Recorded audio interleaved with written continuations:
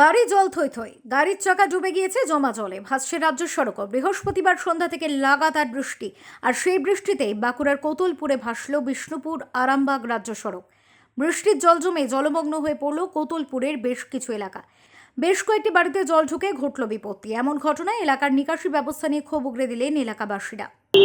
ঘর ডুবে গেছে, জল নিকাশির ব্যবস্থা একদমই নাই বললেই চলে।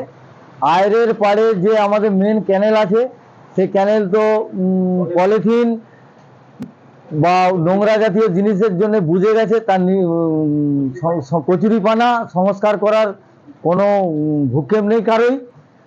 তার জন্য আজকে এই পরিস্থিতি। আপনারা দেখুন পরিস্থিতি কেমন।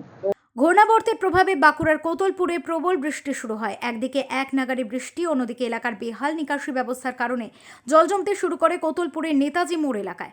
হাঁটু সমান জল জমে যায় বিষ্ণুপুর আরামবাগ ২ নম্বর রাজ্য সড়কেও।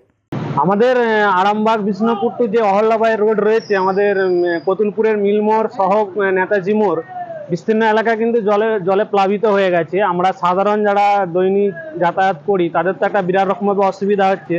প্লাস যে বাস বা লরি বা যে ট্রাকগুলো যাচ্ছে তারাও কিন্তু জীবনের ঝুঁকি নিয়ে কিন্তু প্রত্যেকেই পারাপার করছে, এবং অনেক মানুষ কিন্তু সতর্ক হয়ে গেছে, কেউ এদিকে আর পারাপার করছে না। বেহাল রাস্তা অবস্থা, যদি দ্রুত না নিকাশি করা যায় এই মুহূর্তে হয়তো বড়সড় কোনো বিপদও হয়তো ঘটতে পারে।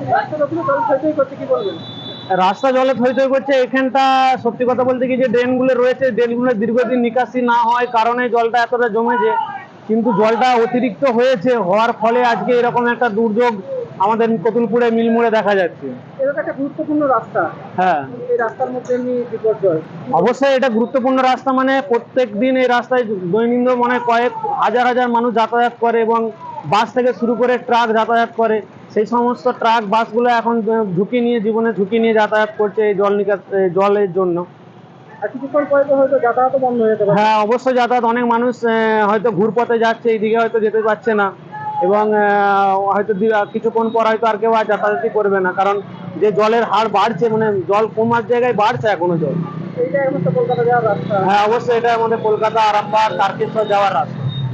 প্রচুর ঝুঁকিপূর্ণ হয়ে যাচ্ছে। কতটা ঝুঁকি লাগছে যাতায়াত করতে? অবশ্যই ঝুঁকি লাগছে, কারণ যে বাসগুলো বা ট্রাকগুলো যাচ্ছে যেভাবে যাচ্ছে, তারা কিন্তু যে কোনো সময় একটা হয়তো বিপদ ঘটতে পারে। তো জীবনের ঝুঁকি নিয়ে প্রত্যেকেই যারা বাইক সাইকেলে যাচ্ছে তাদের জীবনের ঝুঁকি নিয়ে কিন্তু যেতে হচ্ছে। রাজ্য সড়কে জল জমার জেরে প্রভাব পড়েছে যান চলাচলে। প্রতি বর্ষায় এক ছবি। কেন নির্বিকার প্রশাসন? প্রশ্ন তুলে দ্রুত নিকাশি ব্যবস্থা সংস্কারের দাবিতে সরব স্থানীয়রা।